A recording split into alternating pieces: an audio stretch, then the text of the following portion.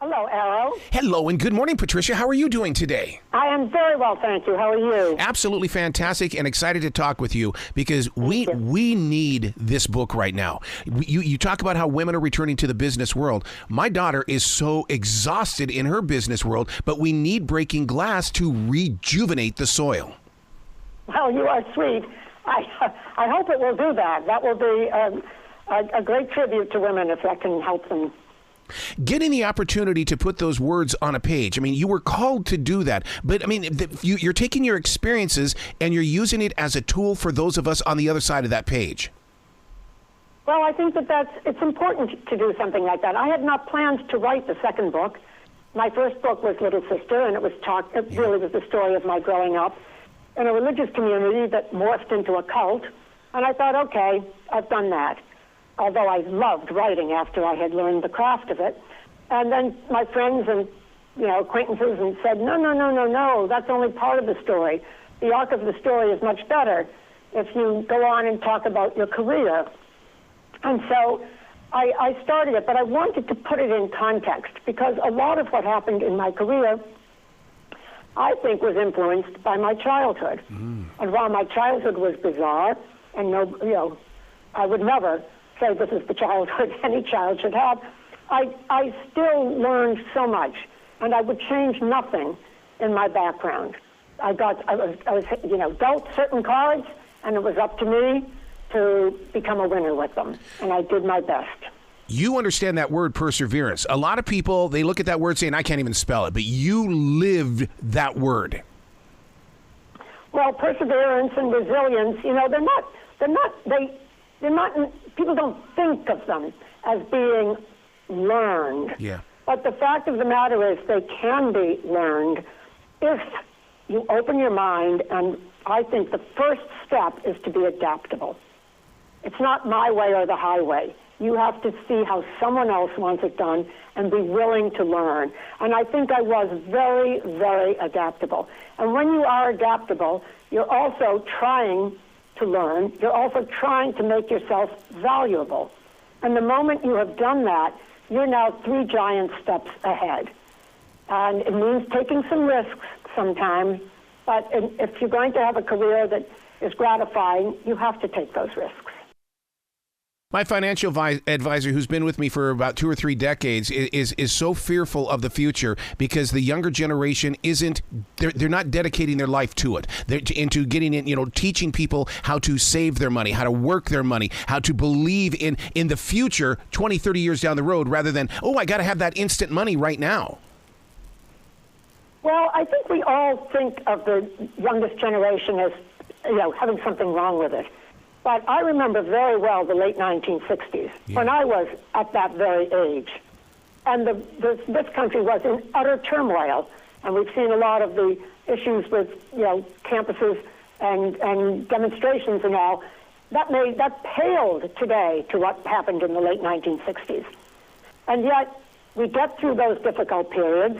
Every new generation is faced with different tools, different threats, different challenges, and I have enormous confidence that young people today, my own children are the very tail end of millennials, and I hear all these negative comments about millennials being lazy and Gen Zers, and I'm thinking, stop. Every one of them has capabilities of getting where they want. They'll meander in their own way, but I think that one thing that can help is kind of directing them and trying to help them search for mentors. Be willing to ask questions. Be willing to be flexible. Be willing to be adaptable. Come with some interest. And people are not that different the world over. It's been going on for thousands of years. And there's always youth, and there's always, heading into your early years, which are very challenging, and then there's maturity. And all these young people will eventually settle down. But it's up to us, I think, to do our best to make it as level a playing field for them and to help them think their way through. And that's why I think the role of mentors is so important. Oh, man, I'm so on your page. And I love sitting down with the younger generations. And my agreement with them is that I'll show you different things that I've learned, but you've got to teach me what you're learning from your view. Absolutely. I totally agree, and it's so much fun. You know, here I am, 75 years old. I love making new friends who are in their 20s. Yeah. You know, when I'm 95, they'll be 45, and I'll have these young, you know, fabulous friends who now have children and all of that. And it's a little bit selfish on my part, but I'm so fascinated by the world that they see. It's Mother's Day this weekend, and my son is coming up to see us, and I've said, I really want to have some lessons on AI with you. Yes. And I plan to be a little more educated on the whole matter at the end of the weekend. See, that's exactly where the world needs to be. We need those younger people to teach us about AI, because it's not one of those things that's in the future. It's happening, and we need to grow with it and find out how that tool is so important to our presence. Absolutely, and young people are immersed in it, whether they know it right now or not. It's going to bring productivity changes that are so enormous for the economy.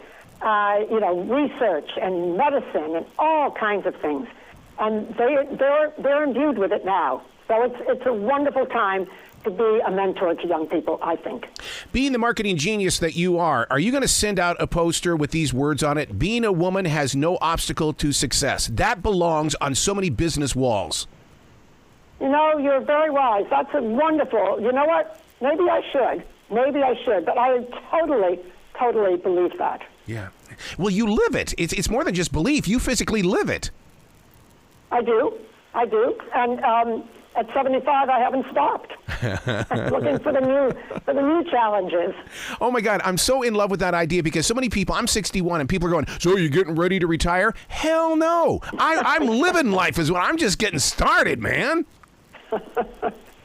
Well, your daughter should be very proud of you. Well, I think it comes from my parents, and I'm wondering if it comes from your parents as well, because my mother never stopped. Yeah, I know. Nor did mine. I agree. But, you know, some people want to, and that's fine. But at least get yourself through the first part of your life challenged, interested, and rewarded. Wow. Once again, I can't thank you enough for this book, because it is a book of inspiration. But more importantly, people need to sit down with a yellow highlighter and highlight the areas that touch their soul so they can learn from it. Well, if you can write a wonderful review on Amazon or something like that, I'd be most appreciative. You've made my day. Well, you're making our life. How about that? Well, that's mutual. What's the website that people can go to? I know we talked about Amazon, but where's another place that people can give you a lot of love? My own website is patriciachadwick.com. Very, very simple. I write blogs. They're all there. Stories in my book, all the radio and TV interviews I had for my first book are there. But it's just very simple, patriciachadwick.com. Please come back to this show anytime in the future, Patricia. The door is always going to be open for you. Thank you very much, Arrow. I really appreciate it. Will you be brilliant today, okay? Okay, you too.